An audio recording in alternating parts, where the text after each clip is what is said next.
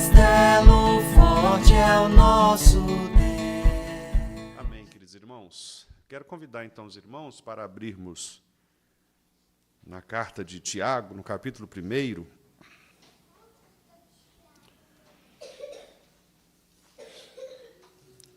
Tiago, capítulo 1. Hoje nós vamos trabalhar apenas 2 versículos, versículos 26 e 27. Eu tenho caminhado bem devagar, né, para que a gente tenha a oportunidade de retirar todos os detalhes, né, dos textos que a gente tem aprendido aqui. Tiago, capítulo 1, versículos 26 e 27. Nós vamos trabalhar, então, a verdadeira religião que transforma o coração. Convidar os irmãos para que possamos ler juntos esses 2 versículos. Vamos ler? Se alguém supõe ser religioso, deixando de refrear a língua, antes enganando o próprio coração, a sua religião é vã. A religião pura e sem mácula para com o nosso Deus e Pai é esta: visitar os órfãos e as viúvas nas suas tribulações e a si mesmo guardar-se incontaminado do mundo. Texto curto, meus irmãos, mas com uma instrução muito poderosa para nós, especialmente em relação à verdadeira vida cristã ou à verdadeira religião. A palavra religião, como nós conhecemos, é traduzida quase sempre como uma ligação do homem para com Deus. Então, ligar o homem a Deus. Toda religião tem esse objetivo, não é?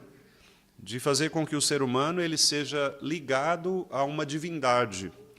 E é interessante porque, quando nós entendemos o propósito de Tiago, fica mais fácil entender o porquê que ele está defendendo um modelo de religião específico.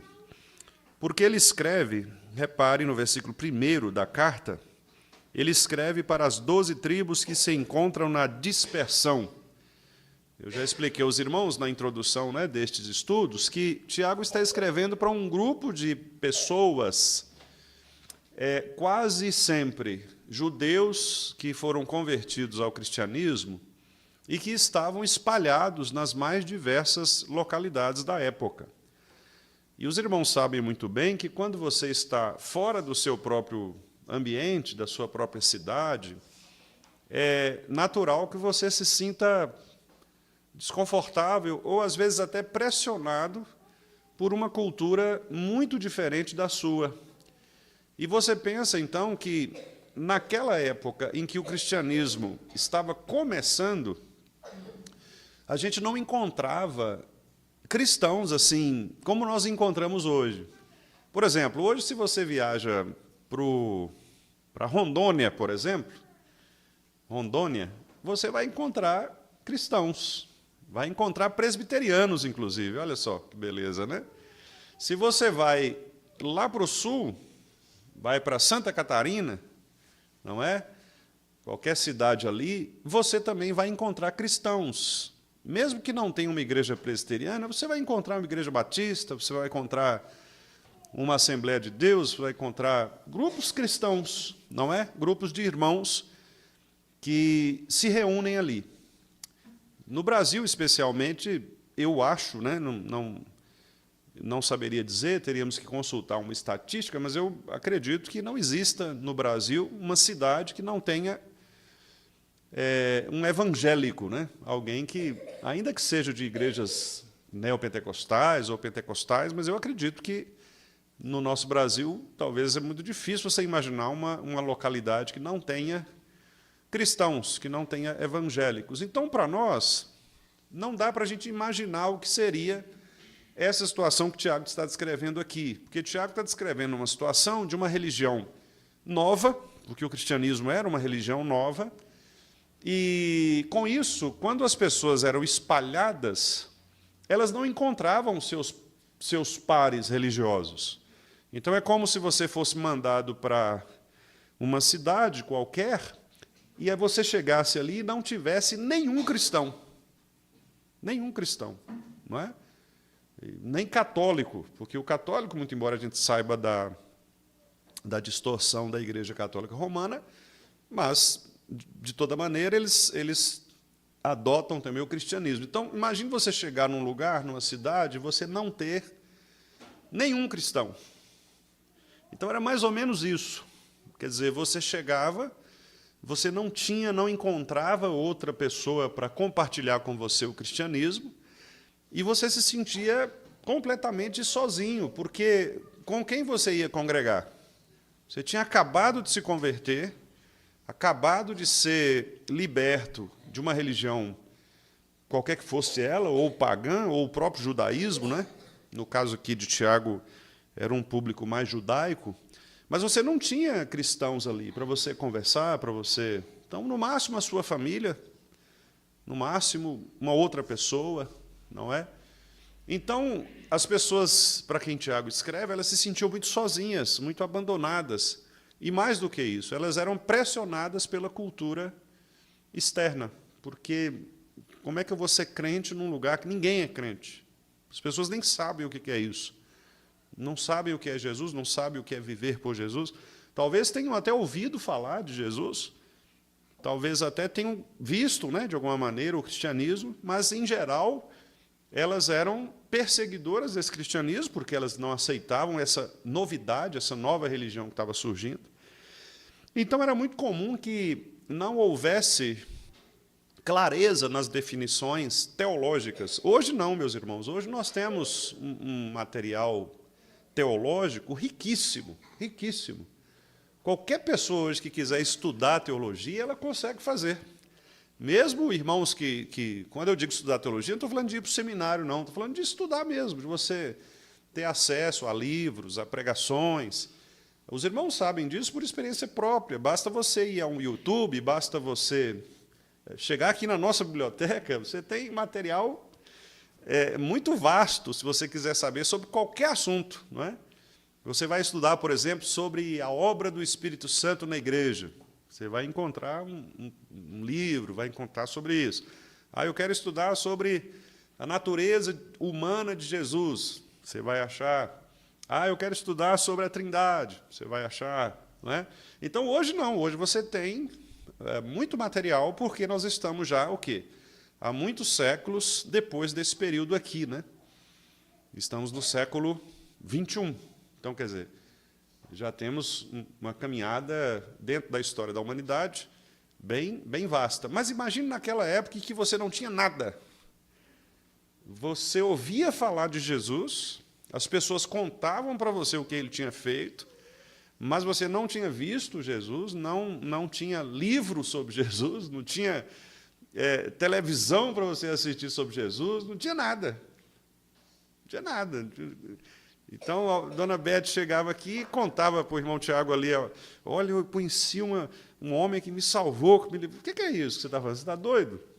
Quer dizer, porque não tinha como a pessoa buscar um conhecimento, inclusive nem testar ou provar aquele conhecimento. Então, os irmãos imaginam um crente chegar numa situação dessas sem qualquer tipo de conhecimento. Então, era muito comum que as definições teológicas fossem pobres, distorcidas.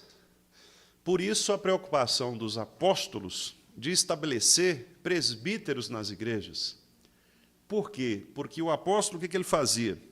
Ele treinava aquele grupo de anciãos, que eram os irmãos que tinham se convertido ao cristianismo, aqueles homens que se tornavam líderes, e eles eram eleitos presbíteros para que pudessem, a partir daí, zelarem pela fidelidade ao cristianismo. Então, eram os guardas, né? Eram aqueles que, de fato, guardavam a doutrina, de modo a não permitir que o povo fosse levado por falsidades, por mentiras, por heresias. Então, o apóstolo passava, treinava esses irmãos, ficava um tempo com eles. A igreja, então, escolhia aqueles irmãos como sendo seus guardas, seus líderes. Aí o apóstolo saía, ia para outro lugar para expandir o evangelho, e aqueles presbíteros tomavam conta daquela igreja local, não é? Daqui a pouco, lá na frente, de novo, outra cidade, outro grupo de presbíteros, e era assim que funcionava. E havia muitos falsos profetas, né? Porque era gente que chegava e começava a ensinar muita coisa a respeito de Jesus que não era verdade. E aí os presbíteros tinham que ficar atentos, porque não é como hoje, que eles podiam chegar e, se ouvissem uma coisa estranha, pesquisar um livro, consultar um pastor talvez mais conhecido e com uma teologia bem elaborada, né? Hoje, se você tem alguma dúvida, você vai lá e coloca lá assim, Augustus Nicodemos, tal coisa. Aí vai aparecer um videozinho lá do pastor Augusto, né? Falando alguma coisa sobre essa dúvida sua, com certeza. Mas não tinha isso na época, né? Não tinha como consultar o Augustus. Não havia teólogos que se pudesse consultar, exceto os apóstolos, e aqueles a quem os apóstolos tinham treinado, aqueles irmãos que tinham caminhado com Jesus, caminhado com os próprios apóstolos. Então, os irmãos percebem que era uma situação muito delicada, né? Muito delicada, porque eles tinham que, o tempo todo, lidar com essa pressão de ter de responder às dúvidas dos irmãos, às heresias dos falsos profetas. Era uma correria, eu acho que muito diferente de hoje, né? Porque hoje as pessoas elas enganam ou são enganadas porque querem. Porque as pessoas têm acesso a coisas boas. Elas não acessam porque não querem acessar, ou gostam de ser enganadas, né? E os que enganam também enganam porque sabem onde enganar. Mas naquela época não se tinha um padrão, exceto o testemunho dos apóstolos. E por que eu estou insistindo nisso? Porque o que Tiago faz aqui, nestes 2 versículos, é definir o que é a verdadeira religião. O que é a verdadeira religião? Claro que não é uma definição exaustiva, claro que Tiago não está preocupado aqui em dizer, olha, a religião é isso aqui e acabou, mas ele aponta algumas coisas muito interessantes que nos fazem pensar a respeito da nossa própria situação também em relação a esta dúvida. O que me leva ou o que me liga a Deus, não é? Já que religião é esta religação do homem com a divindade. Então, o que é que nos liga a Deus? O que é que nos conecta a Deus? E aí, Tiago faz aqui um contraste muito interessante.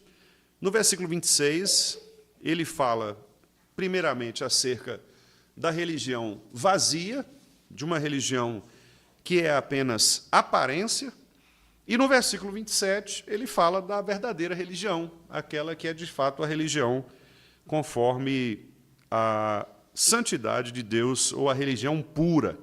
Então, nós podemos, assim, de maneira didática, dizer o seguinte, olha, o verso 26 descreve a religião vazia, a religião que muitas pessoas têm, mas é uma religião vazia, que não produz nenhum efeito benéfico na vida do crente em relação ao Deus verdadeiro. E o 27 é a religião pura, ativa, é de fato aquela religião que nos liga a Deus. Então, percebam, irmãos, se alguém supõe ser religioso, deixando de refrear a língua, antes enganando o próprio coração, a sua religião é vazia, sua religião é vã. Aqui há 3 aspectos interessantes. Primeiro, Tiago diz, supõe ser religioso. Quer dizer, a palavra supor aí já ajuda muito a gente a dizer o seguinte, que Tiago está aqui mostrando que algumas pessoas elas aparentam espiritualidade, mas, no fundo, elas não têm nenhuma espiritualidade. É mais ou menos aquilo que Paulo também escreve em Colossos, dizendo que havia certas pessoas lá, que eram os judaizantes e os gnósticos, né, que eram 2 grupos, e eles definiam religião com os seus costumes. Os judaizantes, de um lado, tentando resgatar as questões judaicas, né, como a circuncisão, a guarda dos dias santos, as comidas específicas, e, do outro lado, aquela turma que estava já flertando com o que mais tarde seria conhecido como gnosticismo, né? Que era aquele pessoal que visão de anjos, pretextava humildade, tentando mostrar um conhecimento que era um conhecimento irracional, um conhecimento mais voltado para a questão do esoterismo, né? Um conhecimento mágico, um conhecimento de ideias, né? Nada prático, nada material. E Paulo fala com eles, olha, está tudo errado. Não é? Tanto esses que falam, não manuseie isso, não pegue aquilo, não toque nisso, porque isso é legalismo, não faz sentido nenhum na vida cristã. E também essa coisa de ficar fingindo uma espiritualidade, culto de anjo, visão daquilo, não sei o quê, sonhos, também não serve para nada. A religião cristã ela é objetiva, ou seja, você crê numa verdade objetiva, que é Cristo, você crê na pessoa de Cristo, não é numa ideia, numa energia, numa força, no Espírito, não. Você crê na pessoa real de Cristo e naquilo que Ele fez, na sua obra, que foi ir à cruz, morrer por nós, ali na cruz, e depois de 3 dias ressuscitar pela sua própria vontade. Então, a religião é objetiva, ela não tem a ver com visões, com anjo para todo lado pendurado, com sonhos, revelações, nada disso. A religião ela é objetiva. E existe o aspecto subjetivo, que é a fé implantada no coração pelo Espírito deste próprio Cristo, que é real, que é gente, que é corpo. Então, uma vez que o Espírito de Cristo convence você, subjetivamente, de que este Cristo humano, de carne, de osso, material, veio a este mundo, morreu por você na cruz, ressuscitou, você se convence disso, então esta é a verdadeira religião. Agora você precisa viver de acordo com o que ele determina, né? Então, os apóstolos eles eram muito preocupados com isso. O que é ser cristão? Qual é a verdadeira religião? E tinha gente, então, que supunha ser religioso. Tinha gente que aparentava espiritualidade. Não é? Gente que dizia, olha, agora eu sou cristão, agora... Mas era tudo falso, porque eles estavam tentando criar uma religião a partir da sua própria cultura, como as pessoas fazem hoje também, meus irmãos. Não é? Por que nós temos esse tanto de religião aí, que tem algumas que você nem sabe que existe e existe? Né? Cada dia aparece uma coisa diferente, uma ideia nova a respeito de um Deus. Por quê? Porque o coração do homem, ele fabrica mesmo estes ídolos, fabrica estas ideias, esses deuses falsos, né, para tentar justificar a ausência do verdadeiro Deus. Então, tem muita gente que supõe ser religiosa. Tem muita gente que acha que é religiosa, mas não é. Então, Tiago, primeiramente, está dizendo, olha, existe uma religião que é vazia. A religião vazia, ela é uma religião de uma falsa espiritualidade. Ela aparenta espiritualidade, mas não tem nada de espiritualidade.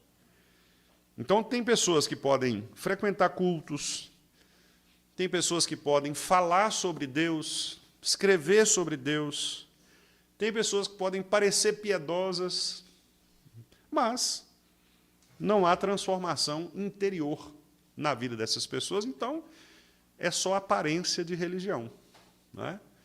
Por isso que a palavra de Deus nos exorta, dizendo que é pelos frutos que nós conheceremos o verdadeiro cristão. Por quê? Porque nós não conseguimos ver o interior, só Deus vê o interior, você vê o exterior. Se você olha o exterior e você não percebe frutos de arrependimento, ou seja, aquela pessoa ela nunca mudou, ela é sempre a mesma, com os mesmos pecados, com as mesmas crises, tem alguma coisa errada nisso. Tem alguma coisa errada. Por quê? Porque o verdadeiro religioso, que nós vamos ver daqui a pouco, ele transforma, o coração transformado produz uma vida transformada.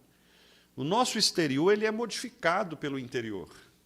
Está certo que o processo de mudança ele pode ser diferente. Talvez para uns o processo de santificação seja mais rápido do que para outros. Talvez para um determinado irmão, o processo seja mais lento, a pessoa demore mais para, talvez, compreender aquela situação. Mas ela vai compreender, você vai perceber alguma mudança.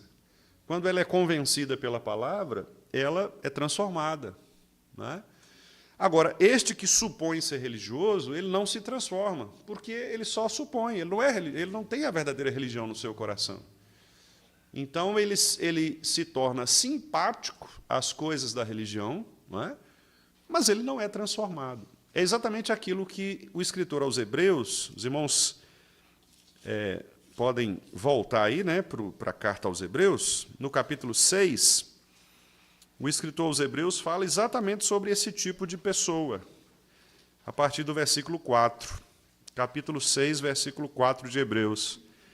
Ele diz assim: é impossível, pois, que aqueles que uma vez iluminados provaram o dom celestial, se tornaram participantes do Espírito Santo, provaram a boa palavra de Deus, os poderes do mundo vindouro, e caíram. Sim, é impossível, outra vez, renová-los para arrependimento. Quer dizer, o que Hebreus está falando aqui? Ele está falando de gente que se converteu de verdade e que perdeu a fé? Não, ele está falando de pessoas que receberam, por causa da igreja, por causa dos crentes, os benefícios da vida cristã. Então, alguns chegam, inclusive, a participar da ceia do Senhor, que é a expressão que ele usa aqui, provaram do dom celestial, foram iluminados, porque a palavra de Deus, João diz que Cristo ele é a luz do mundo e ilumina todo o homem. Então, uma pessoa não crente que vem a um culto e ele ouve uma mensagem da palavra de Deus, ele pode ser iluminado. Deus pode tocar na cabeça dele, olha, engraçado. Mas isso não quer dizer que o seu coração foi transformado de verdade. Ele tem boas ideias, ele tem uma boa visão acerca de quem é Deus, do povo de Deus, gosta dessas coisas, pratica essas coisas, mas sem o coração. É simplesmente algo de externo, né? Exterior. Aquilo que Jesus chamou de sepulcro caiado. Você vai ao cemitério, né? E você vê aqueles túmulos muito bonitos, todos arrumados ali, todos bem feitos, pintados, com flores. Mas você abre e você vai ver ali o resto, né, do ser humano, a fragilidade do ser humano. Então, é isso aqui. Então, são pessoas que provam da palavra de Deus, elas ouvem a pregação, elas chegaram, inclusive, a participar do Espírito Santo. O que é isso? Elas recebem os benefícios de fazer parte do corpo de Cristo. Alguns participam da ceia, inclusive. Tudo isso na igreja. A pessoa é membro de uma igreja, mas ela não é genuinamente convertida. Então, Tiago está dizendo, cuidado, porque nós não devemos supor que somos religiosos. E aí, irmãos, ele coloca um exemplo só do que um não religioso faz. E esse exemplo é terrível. Ele menciona aqui o fato de essa pessoa não refrear a sua língua. Ele diz aqui, se alguém supõe ser religioso, deixando de refrear a língua, antes enganando o próprio coração. Essa expressão é uma expressão difícil na carta de Tiago e uma expressão muito rica, porque a gente precisa conectá-la para entender o sentido dela. Porque ele diz, por um lado, a pessoa deixa de refrear a língua, ou seja, ela não impõe limites sobre aquilo que ela fala. Ela não freia a sua língua. E uma vez que você não impõe limites naquilo que você fala, você, consequentemente, engana o seu próprio coração.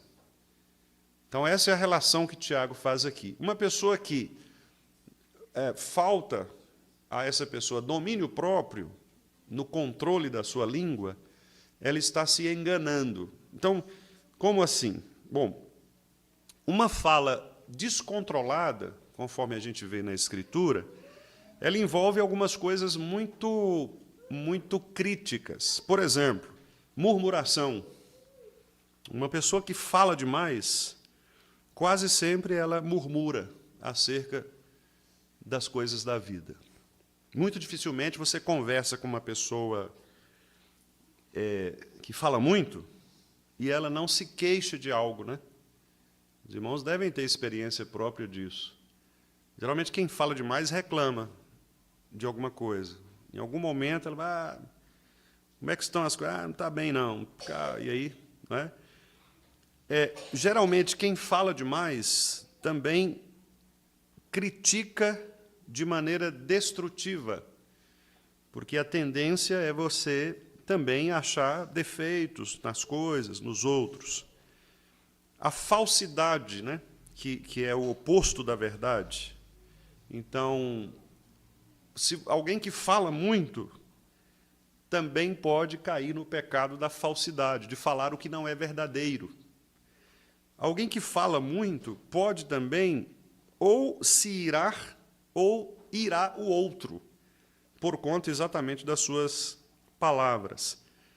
E aí, nós poderíamos colocar aqui todos os pecados da língua, né? Que são vários. A Bíblia numera vários, a maledicência e outros tantos pecados.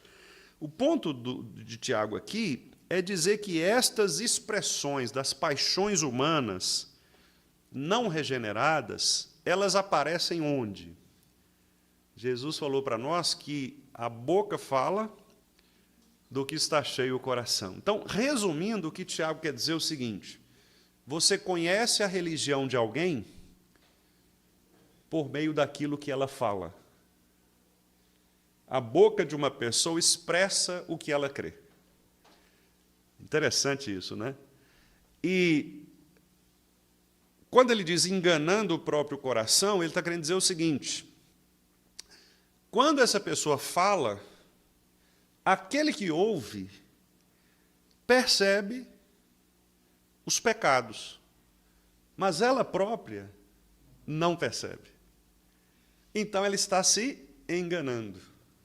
Quer dizer, ela chega aqui e fala assim, não, irmãos, eu sou crente, eu fui salvo, mas 10 minutos de conversa com ela revelam o coração.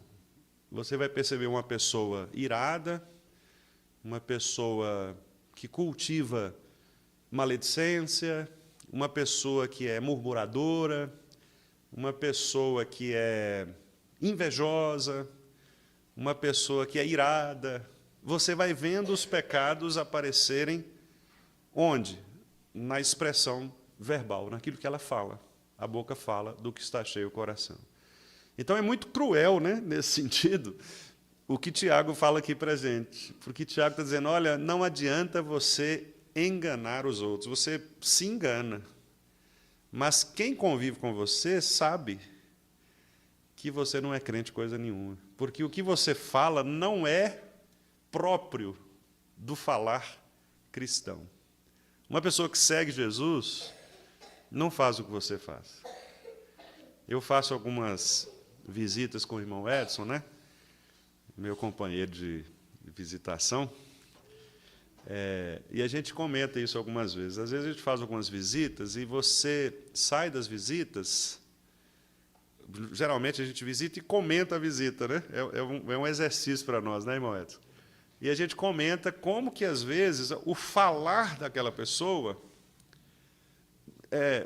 indica o coração, né? E nós já tivemos casos das duas situações. Às vezes você vai num lugar e a gente sai de lá assim, pequenininho, diante da experiência, porque aquela pessoa demonstrou tanta gratidão no coração, tanta fé, tanta piedade, que você fica assim... Eu comento com o irmão Edson, é até humilhante para nós, porque às vezes a pessoa está numa situação ruim, né? E grata a Deus. Mas, por outro lado, também já aconteceu da gente ir num lugar e a pessoa revelar com os lábios ira, ressentimento, maldade, até sentimento de vingança, né, em algumas situações. Então, quer dizer, é exatamente o que o Tiago está dizendo aqui. Não adianta você fingir, porque o seu coração ele vai pôr para fora, né, por meio da sua palavra, da sua boca, aquilo que você crê, do seu Deus. Então, irmãos, por isso que é muito importante, e para todos nós, é muito importante nós cuidarmos, de fato, da nossa língua. O próprio Tiago vai dizer para nós aqui, lá na frente, né, no capítulo 3, que a língua é um problema. Ela pode colocar fogo no mundo, né? Literalmente, Tiago vai dizer isso. A língua põe fogo no mundo, porque, dependendo do que você fala, no momento que você fala, com quem você fala, você pode estourar uma guerra. Imagine um desses líderes mundiais aí, Donald Trump, né, Putin, essa turma grandona aí. Imagina uma palavra de uma pessoa dessa aí pode começar uma terceira guerra mundial. Uma palavra, uma frase. Né? Então, Tiago tem razão. De fato, a nossa língua ela pode pôr tudo a perder. E ele diz assim, com a mesma língua você amaldiçoa, com a mesma língua você abençoa. Quer dizer, o que muda? Não é a nossa língua, o que muda é o coração. Se o seu coração for transformado pela verdadeira religião, você produzirá palavras edificantes, agradáveis, temperadas com sal. Você será capaz de edificar as pessoas. E as pessoas vão saber que você é crente, por aquilo que você fala. Mas, por outro lado, se você estiver fingindo ser religioso, supondo ser religioso, você está se enganando e você não engana ninguém, porque as pessoas ouvem dos seus lábios os pecados mais críticos em relação ao seu coração. A ingratidão da murmuração, as maledicências, os ressentimentos, a inveja, as fofocas, que são falsidades, tudo mais, né, que os irmãos conhecem. Então, eu já tenho dito aqui, falei isso no estudo anterior também, que um dos grandes problemas, e Tiago fala muito sobre isso, é o auto-engano espiritual. É a pessoa achar que está bem, espiritualmente falando, né, com Deus, mas ela vive longe do fruto do Espírito. É uma religiosa, mas apenas uma religiosa de uma religião falsa, como muitos ímpios, de fato, são, não é? A religião sem o domínio da língua e das emoções, ela é inútil, ela é vazia, ela é infrutífera. Eu quero ler com os irmãos o texto de Mateus, capítulo 7, lá no trecho do Sermão do Monte.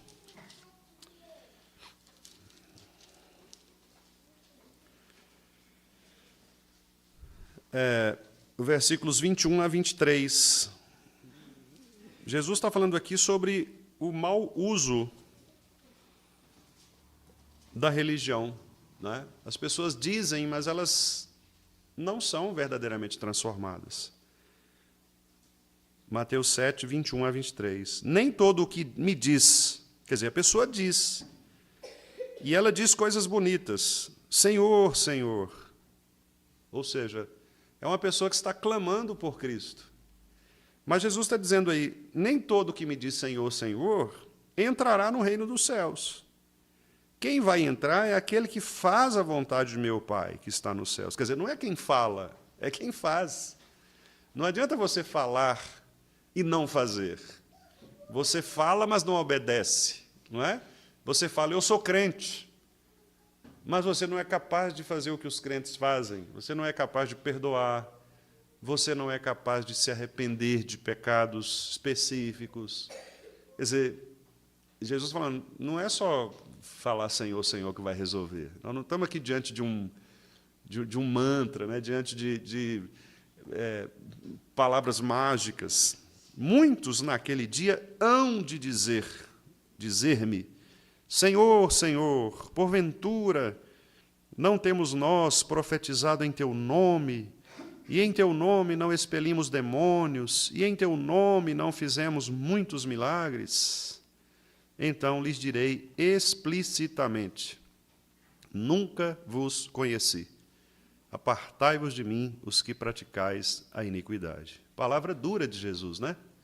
Veja que esse grupo de pessoas aqui eram pessoas que trabalhavam, né, na obra. Está dizendo aqui, ó, eu expulsei demônios, profetizei em teu nome, quer dizer, preguei a palavra, né? Profetizar no Novo Testamento é pregar. Preguei a palavra, né? Fui pastor, né? Expeli demônios. Conversei, inclusive, com alguns deles, né? De onde você está vindo? Né? Fiz milagres. Teve gente que jogou a muleta fora aqui com a minha declaração positiva de fé, né? Quer dizer, Jesus falando assim, olha, nada disso, né? Nunca vos conheci. Quer dizer, então é uma lição muito clara de que a religião verdadeira não é a religião que fala, é a religião que obedece, é a religião do coração. Então não adianta você falar e a sua vida demonstrar coisas distintas disso, né?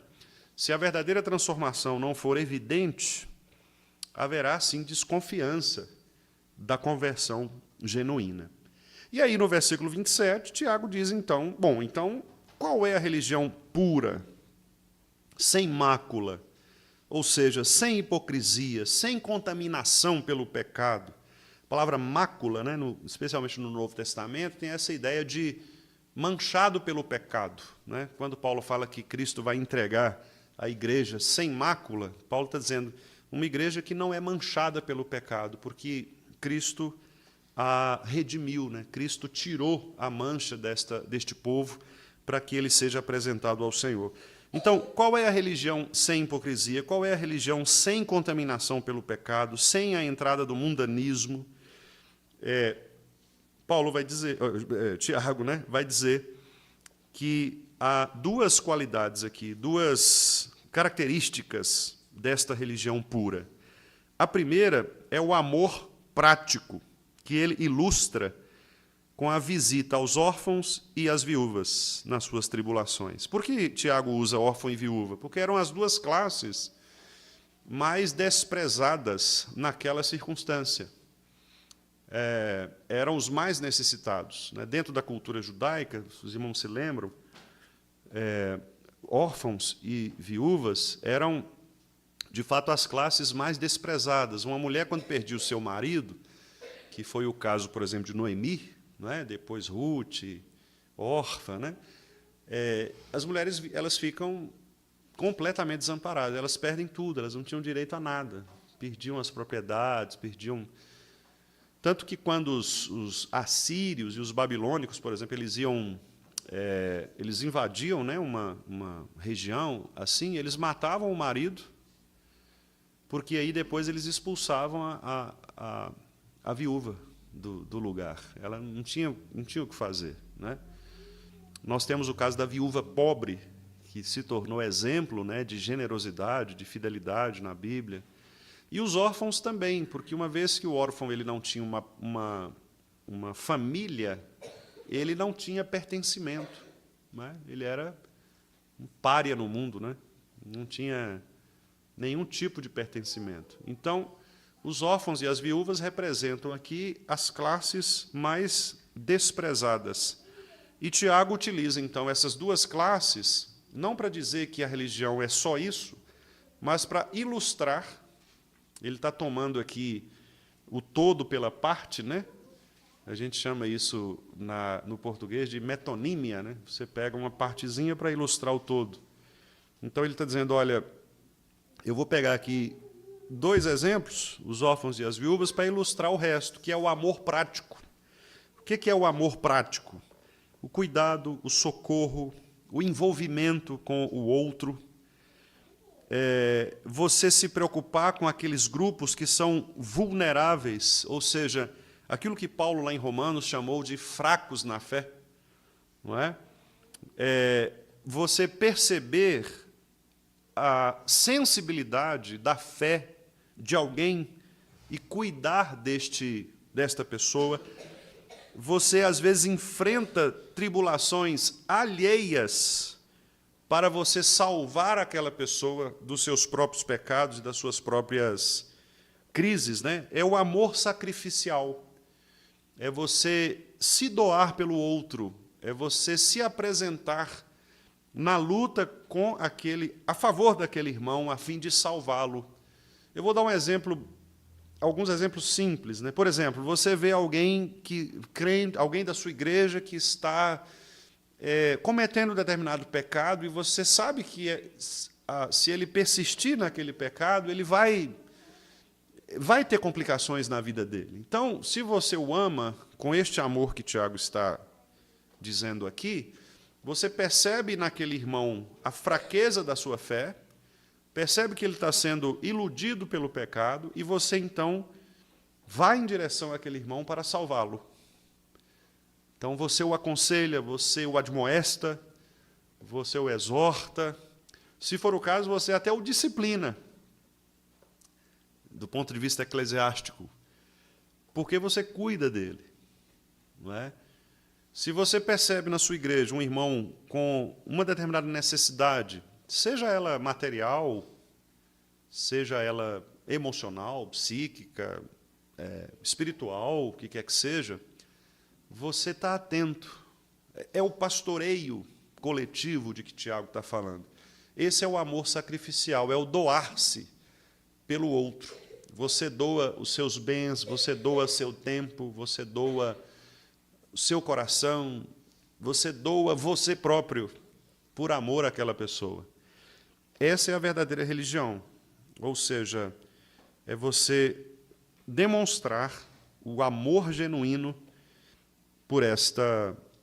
pelo seu irmão, assim como Cristo fez, né? Então, repare que Tiago ele ilustra aqui com o próprio fazer de Cristo, que se doou, se entregou por nós. Ele não cometeu pecado algum, mas por amor de nós, ele se entregou. Então, é exatamente esse amor sacrificial. Aqui no Salmo 68, verso 5, né? O salmista Davi diz assim, eu vou ler o 4 também, o 4, 5 e 6, Salmo 68. Davi diz assim: cantai a Deus, salmodiai o seu nome, exaltai o que cavalga sobre as nuvens. O Senhor é o seu nome, exultai diante dele. Pai dos órfãos e juiz das viúvas, é Deus em sua santa morada. Deus faz que o solitário more em família, tira os cativos para a prosperidade. Só os rebeldes habitam em terra estéril. Então, repare que Davi aqui está louvando a Deus porque Deus faz justiça em favor dos menos favorecidos. Aqui, no caso, os órfãos e as viúvas, que eram explorados, que eram muitas vezes mortos, muitas vezes expulsos das suas próprias casas, né?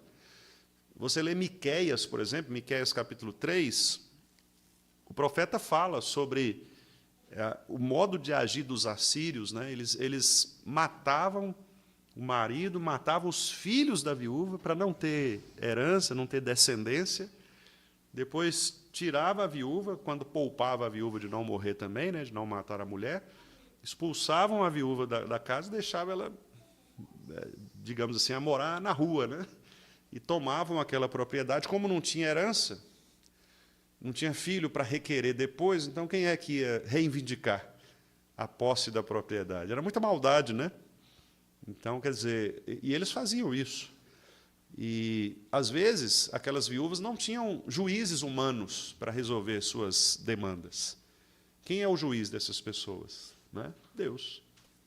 Então, Davi está dizendo, Deus é o pai dos órfãos e é o juiz das viúvas. Quer dizer, ele está olhando isso. Né? Por mais que vocês sofram nesse momento histórico, haverá um juízo, haverá uma justiça divina. Muito interessante, né, irmãos? Então, aqueles que enfrentam tribulações e são considerados os mais fracos, devem exatamente ser aqueles mais bem assistidos pela Igreja de Cristo. Não é?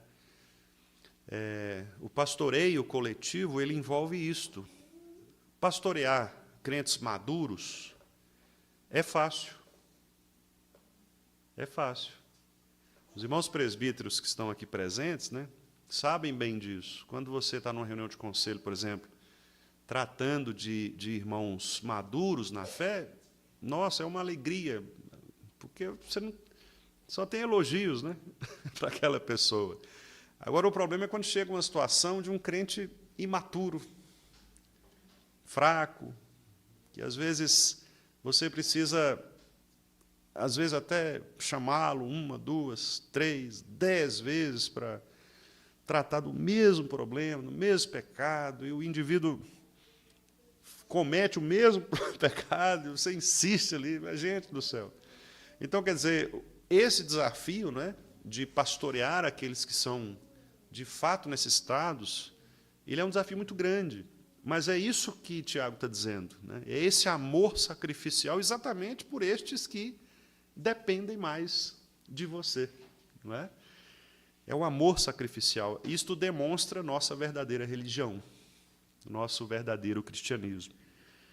E a segunda coisa que ele diz, né, irmãos, a segunda característica é a santidade ativa.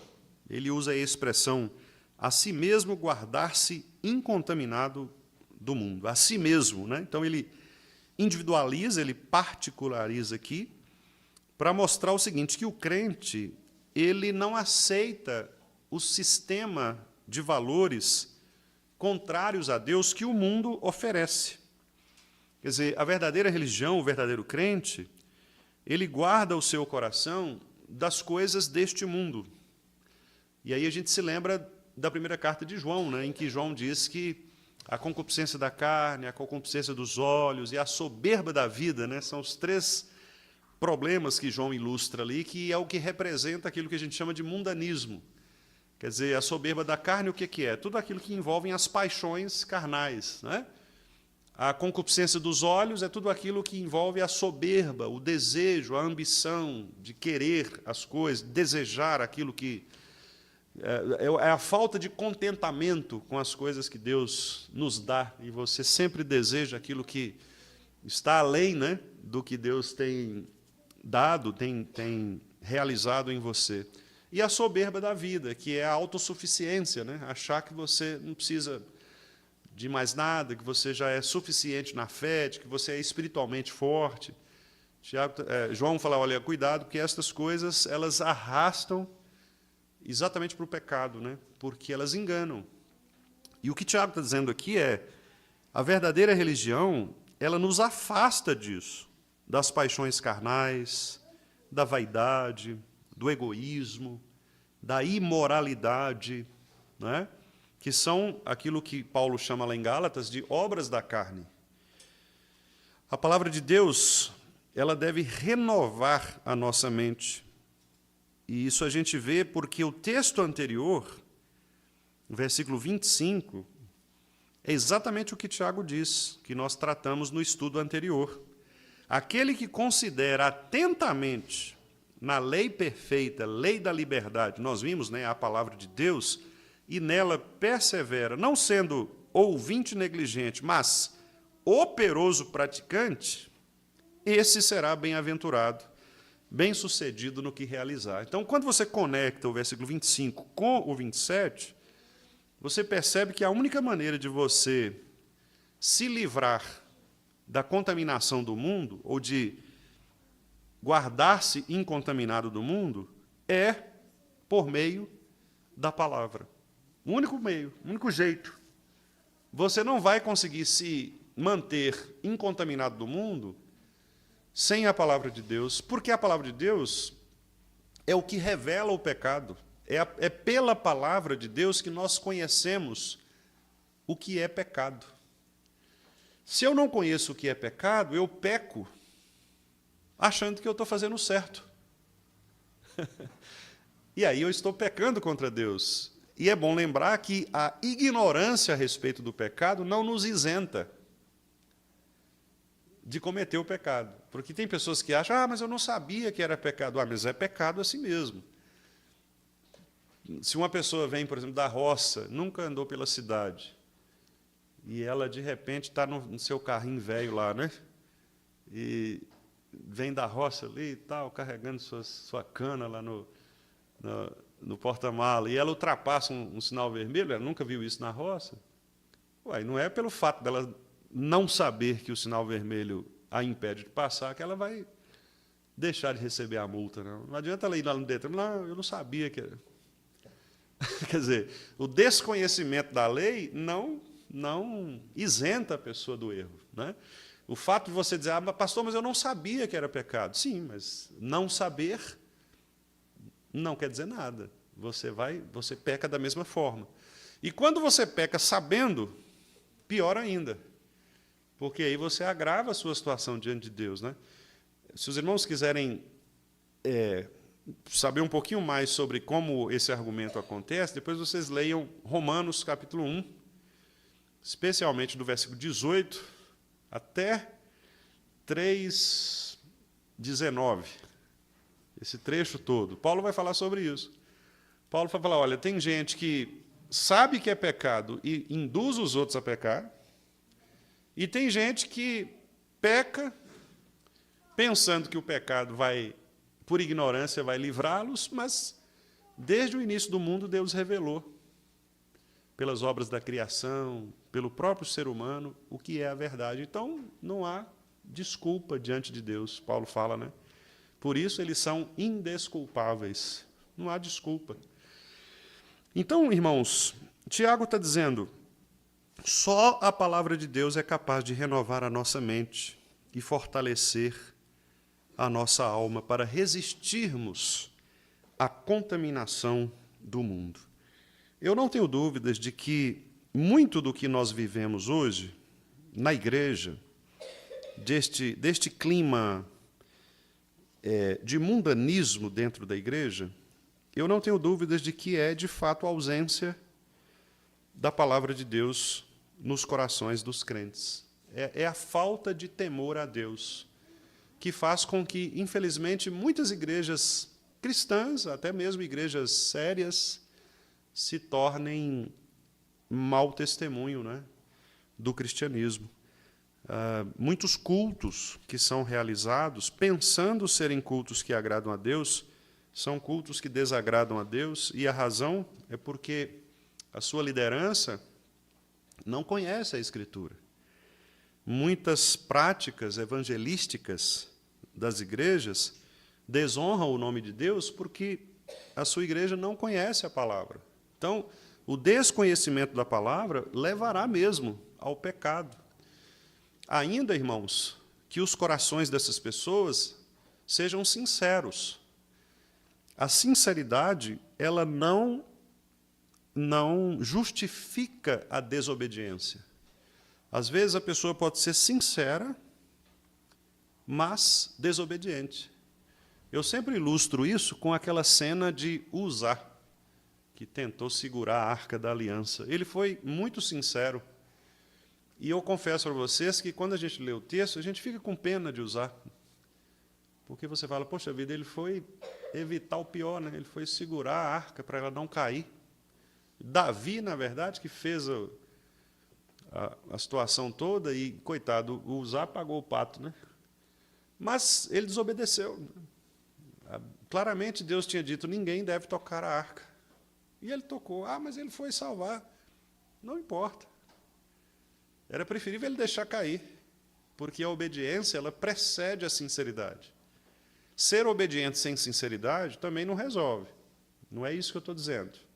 Deus quer a nossa obediência sincera, mas o que eu estou querendo dizer é que muitas pessoas alegam a sinceridade como se ela justificasse a desobediência. Pastor, mas a pessoa está dançando lá no culto, ela está fazendo aquilo com tanta sinceridade. Sim, eu não duvido da sinceridade dela, não. Tem gente que chora, eu não duvido disso, da sinceridade. A questão é, Deus mandou que isso fosse feito? Esse é o ponto. Não importa se é nossa sinceridade ou não, eu preciso fazer aquilo que Deus manda. Eu costumo brincar, né? Eu sei que é uma brincadeira, às vezes, perigosa, porque nem todos os irmãos são afeitos assim, a esta brincadeira, mas eu costumo ilustrar com times de futebol, né? Eu fico pensando, por exemplo, eu chegar com a camisa do Galo e presentear o Tiago no dia do aniversário dele. Elton, o manto da massa, hein, Elton? Já pensou? Chegar lá todo embrulhado assim, falar, Elton, com muita sinceridade, eu quero te dar esse presente. Quer dizer, eu posso ser extremamente sincero mesmo, mas eles não vão gostar. Por quê? Porque não é isso que os agrada. Né? E talvez ele vai até deixar lá por consideração, sei lá, guarda, dá para alguém, né, depois. Vende, né? Ganha um dinheiro. Quer dizer, não sei. A mesma, claro que guardadas as proporções, né? Sem querer comparar Deus conosco e nem usar, né, futebol para mensurar essa questão em Deus, mas apenas uma questão didática, né? Imagine no caso de Deus. Então, se ele diz, olha, eu quero assim. Aí você fala, ô Senhor, mas eu tive uma ideia aqui, né? Por que a gente não faz de tal jeito? Não, eu não quero de tal jeito, eu quero assim. Né? Então, isso é muito interessante, porque a gente tem essa tendência de colocar a sinceridade como se ela fosse justificar a nossa desobediência diante de Deus, e como se Deus fosse aceitar a nossa sinceridade. Ah, não, tá bom, você me convenceu. Não é? Não, irmãos, Deus deseja de nós a obediência.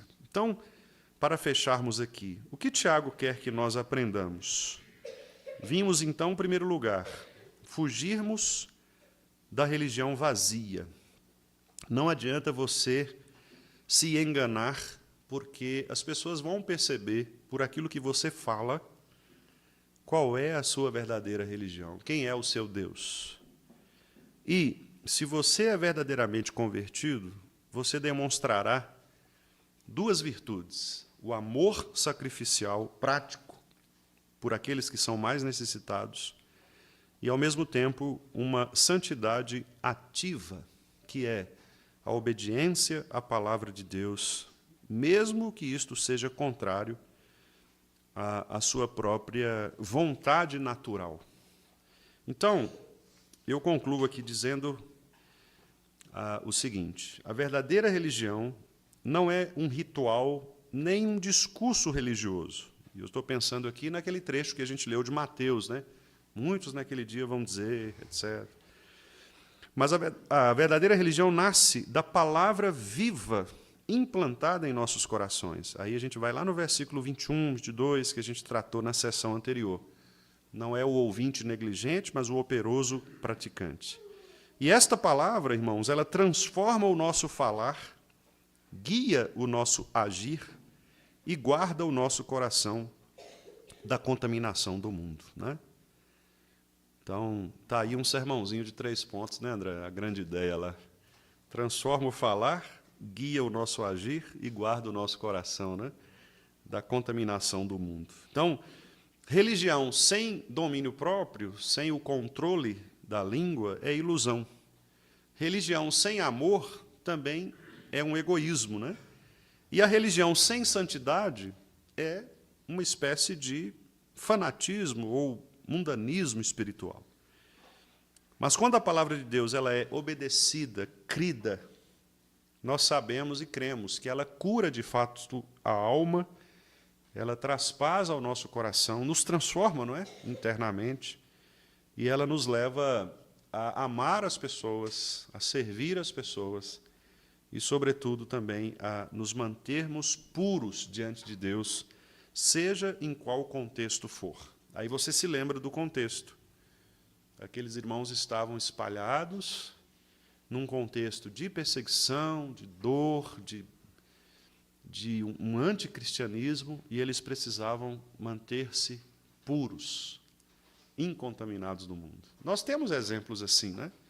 Daniel, por exemplo, e os amigos dele foram exemplos lá na Babilônia. Então, é possível um crente verdadeiro manter-se incontaminado do mundo? Claro que é. Daniel é um exemplo disso. Então, essa história de que o jovem vai para a universidade e necessariamente ele vai se corromper, ou essa história de que o jovem convive com pessoas do mundo e ele vai se corromper, isso não tem aplicabilidade bíblica se esse jovem é verdadeiramente crente.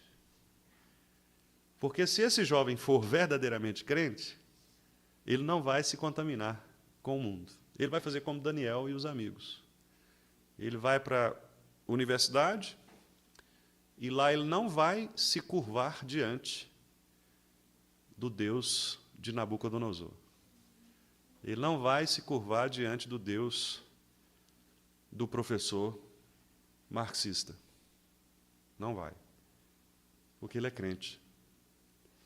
Então, o professor pode fazer o que quiser, não vai convencê-lo disso.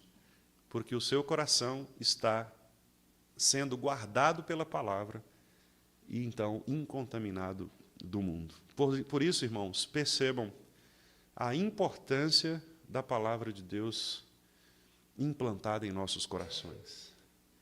Ler, estudar, ouvir a palavra de Deus. A palavra de Deus. Então, pais, crentes, né? Inculquem na cabeça dos meninos a palavra, Deus, Deus, Deus. É preferível que eles não saibam nada sobre outras coisas, mas saibam sobre Deus. É o suficiente. É disso que eles precisam para ser salvos. Então, devemos ter essas preocupações. Professores de escola dominical, inculquemos nos nossos jovens, adolescentes, crianças, a palavra de Deus. Mesmo nós adultos, usemos o tempo para a palavra de Deus. Porque, meus irmãos, é a única coisa que vai nos salvar deste mundo contaminado. É a palavra de Deus. Que ela, então, continue produzindo em nós o bom fruto de transformação e que nós sejamos mesmo impactados, não é, por esta palavra, de modo a mantermos o bom testemunho da verdade onde quer que nós estejamos. Que Deus nos abençoe e nos guarde, meus irmãos. Apesar do tempo já estar no limite, se algum irmão tiver alguma observação ou pergunta.